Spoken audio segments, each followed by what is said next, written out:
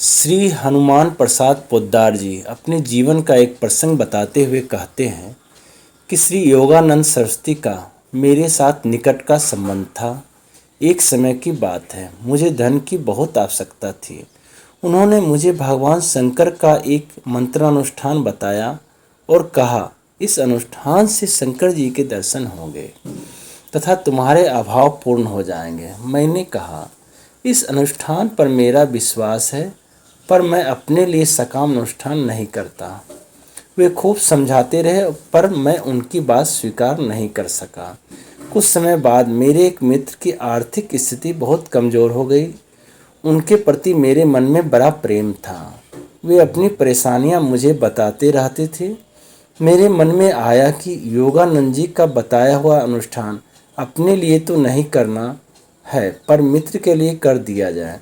मैंने अपने कमरे में ही अनुष्ठान आरंभ किया, बड़ी विधि एवं श्रद्धा के साथ। 21 दिनों तक अनुष्ठान चला।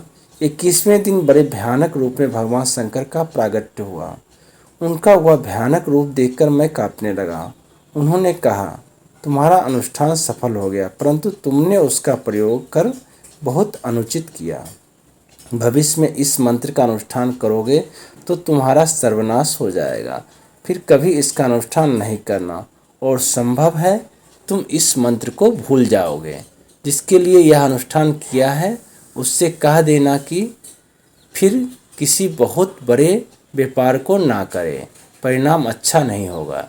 इतना आदेश देकर भगवान शंकर अंतर्ध्यान हो गए।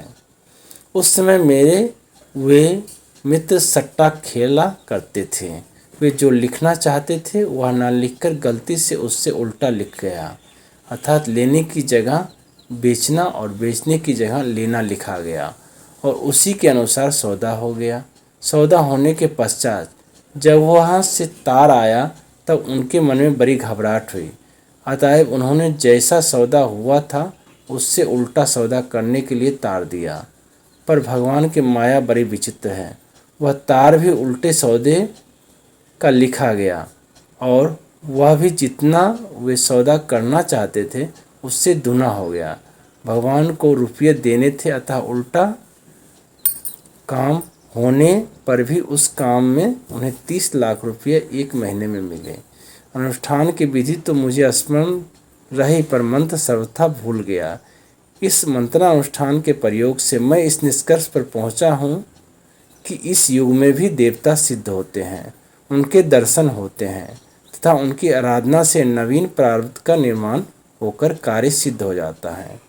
इससे यह भी पता चलता है कि दैवी शक्तियाँ उनके द्वारा दी गई सहायता का किसी निषिद्ध कार्य में दुरुपयोग होने की संभावना हो तो प्रसन्नता नहीं दर्शाती है, एवं कभी लौकिक सहायता दे तो भी उन्हीं के प्रकोप की भी संभावना होती है। हरिओम हरिओम।